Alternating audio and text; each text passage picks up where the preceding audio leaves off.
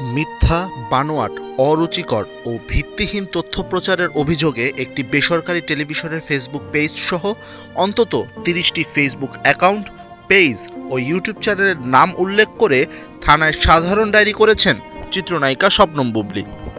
রাজধানীর ভাটারা থানায় তিনি সাধারণ ডায়েরি বা জিডি করেছেন। তার অভিযোগ, তার বিরুদ্ধে একদল মানুষ অরুচিকর, মিথ্যে, বানোয়াট ও ভিত্তিহীন সংবাদ প্রচার করছেন। ডিএমপির গুলশান বাড্ডা জোনের সহকারী কমিশনার রাজন কুমার সাহা গণমাধ্যমকে বুবলীর জিডির বিষয়টি নিশ্চিত করেছেন। তিনি বলেন, বিষয়টি নিয়ে ডিএমপির সিসিটিসি বিভাগের সাইবার ইউনিট তদন্ত করছে।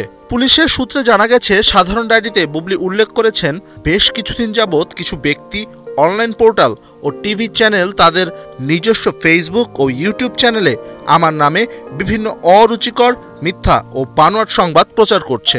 এমন অবস্থায় বিষয়টি সাধারণ ডায়েরিভুক্ত করে রাখা একান্ত প্রয়োজন বলে মনে করছি।